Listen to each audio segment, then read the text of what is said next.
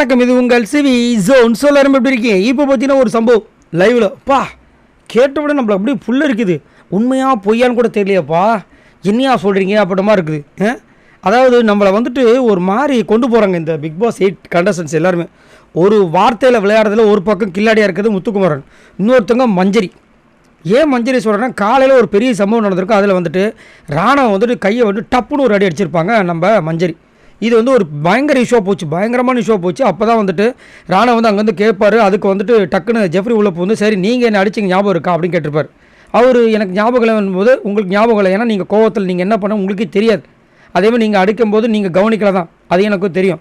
ஆனால் நீங்களும் கோவத்தில் அந்த மாதிரி பண்ணுறீங்கன்றதை மறந்துடாதீங்க அப்படின்னு சொல்லியிருப்பார். ஸோ அங்கே வந்துட்டு ஏன் மஞ்சள் இப்படி பண்ணாங்க, இந்த மாதிரி பண்ணக்கூடாது அப்படின்னு நம்ம பேசிகிட்டு இருந்தோம். ஆனால் இங்கே வந்துட்டு மஞ்சரி இதை வந்து தெரிஞ்சு சொல்கிறாங்களா தெரியாமல் சொல்கிறாங்களா இல்லை பேச்சை மாற்றுறாங்களா எனக்கு சத்தியமாக புரியல. உங்களுக்கு என்ன தோணுது சொல்லுங்கள்.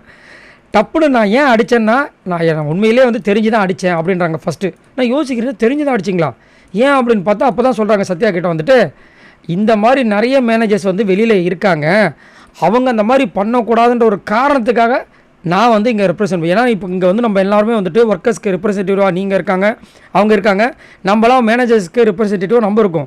அப்படிங்கும்போது நிறைய அட்டூழியங்கள் வெளியே நடக்குது. சரி, இதெல்லாம் வந்துட்டு வரக்கூடாது, நடக்கக்கூடாது அப்படின்றதுக்காக தான் நான் அதை பண்ணேன். அதுக்கப்புறம் அது ஒரு பெரிய சர்ச்சையாக அங்கே வெடிச்சுது. ஸோ இதை நான் வந்து டாஸ்க் இல்லாமல் பண்ணியிருந்தேன்னா அது பெருசாக தெரிஞ்சிக்காது, அது ஒரு இதில் போயிருக்கோம். இங்கே வந்து நம்ம ப்ரூவ் பண்ண வேண்டிய கட்டாயத்தில் இருக்கிறதுனால இந்த மாதிரி நான் செஞ்சேன்னு சொல்கிறாங்க.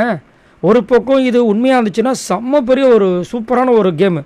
ஒரு பக்கம் அதை வந்து தனக்கு சாதகமாக யூஸ் பண்ணியிருந்தாங்கன்னா அது ஒரு கேம் தான். சரி, ஆனால் எனக்கு இதை நெகட்டிவாக போகிறத விட இப்போ இது எப்படி இருக்குன்னா, இந்த எம்கே கேரக்டரில் வந்துட்டு முத்துக்குமரன் பண்ணியிருப்பார். அவர் வேலை வந்துட்டு இந்த ஆனந்தி வந்து டென்ஷன் ஆகிட்டு அழுதுருப்பாங்க. அதுக்கப்புறம் சொல்லியிருப்பார், இந்த கேரக்டருக்கு கிடைத்த வெற்றி நீங்கள் அழுதது தான் அப்படின்னு. அந்த மாதிரி இவங்க வந்துட்டு இவங்க கேரக்டருக்கு கிடைச்ச வெற்றியாக நம்மளால் குமுறனதான்றது தெரியல.